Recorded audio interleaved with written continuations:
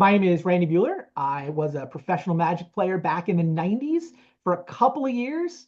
I did pretty well, won a Pro Tour, won Rookie of the Year, won a Grand Prix, like 7 Grand Prix top eights. I did enough in that sort of 2 year stretch that I did eventually get voted into the Magic the Gathering Hall of Fame. I got hired by Wizards of the Coast and then spent the next 10 years of my life trying to help make Magic better. So my professional career is only, 2 seasons and change. But like I said, I did well enough in those 2 seasons that I did get voted into the Hall of Fame. So my way of preparing for tournaments at that time was Team CMU. Essentially, we would meet on the campus of Carnegie Mellon University.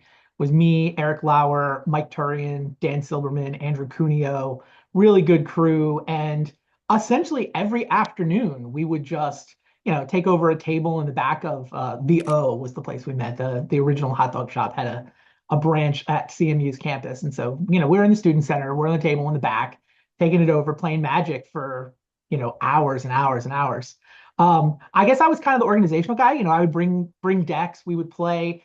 Eric Lauer was really I used to call him the mad genius of Magic. He was just very good at thinking about Magic. And, he eventually went to Wizards and was incredibly impactful for the game. I don't know how many people realize that he's the guy behind the scenes who's been balancing cards and decks and standard environments he retired recently, but he was there for most of 20 years. Anyway, so Exodus came out. That was the last set before Nationals, and it had a lot of powerful cards in it. It had a lot of interesting cards in it. And the one that we latched onto, and this was really Eric who saw it first, was Oath of Druids.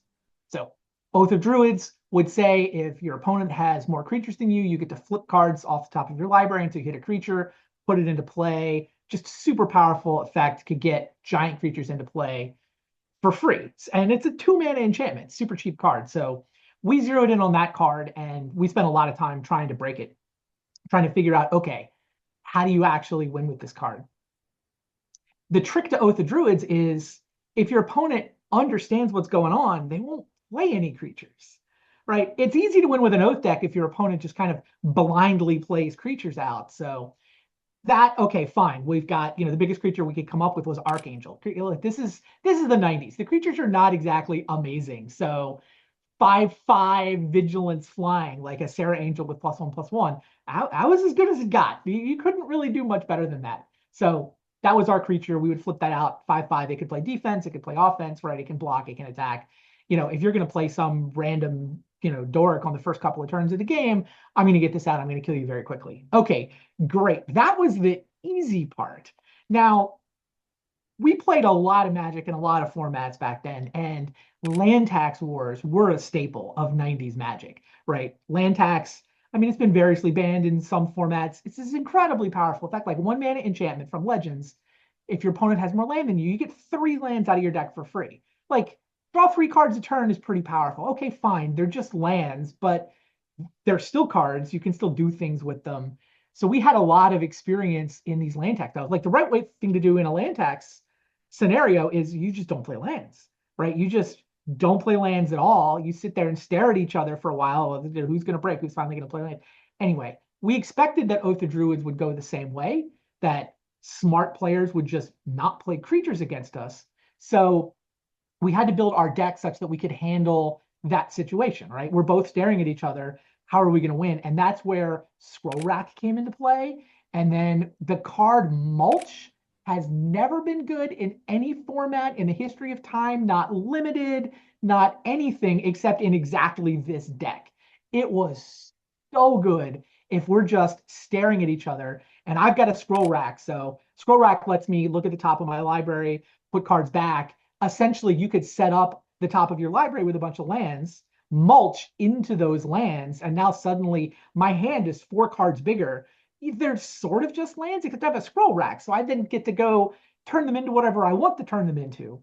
Scroll Rack also let you futz with the top of your deck, and when you're oathing, you can just get rid of the cards you don't want. Scroll Rack also lets you put the Archangel back in the deck if you accidentally drew it. Anyway, yeah, this deck was great.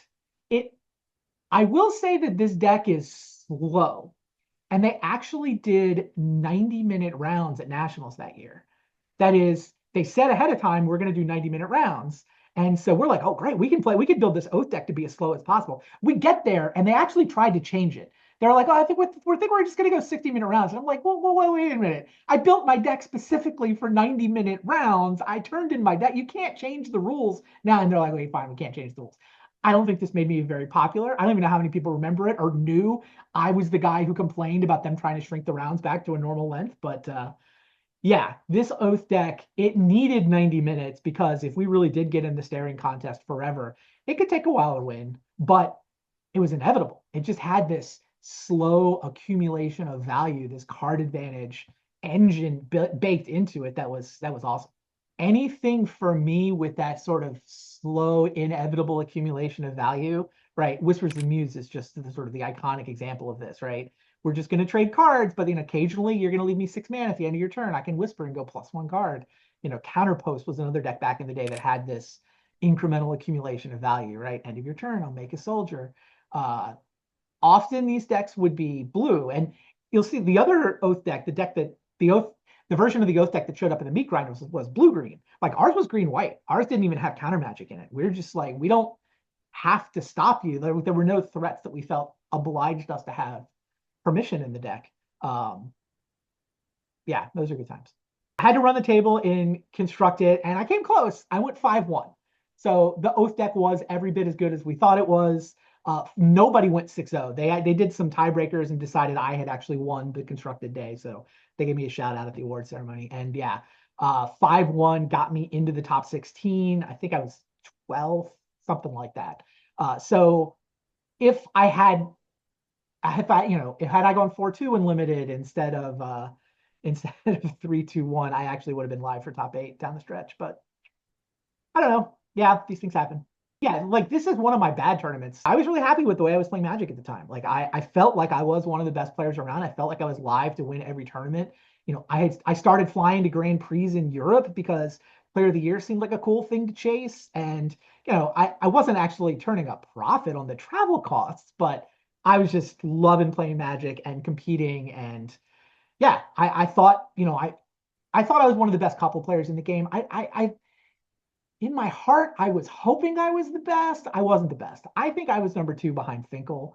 But I mean, whatever. I was one of the best players in the game, and chasing the title was awesome. And so, yeah, my bad tournaments were things like 12 at Nationals, where I just had one really bad draft that sank me. So it was a good time. Thank you very much for watching The Tranquil Domain. We hope you liked it. If you did, like and subscribe, leave a comment, share it with a friend, join our Patreon, join our Discord, buy the merch, including our brand new Worst Thing Pakula shirt. Get hip to the Tranquil Domain. Thank you very much.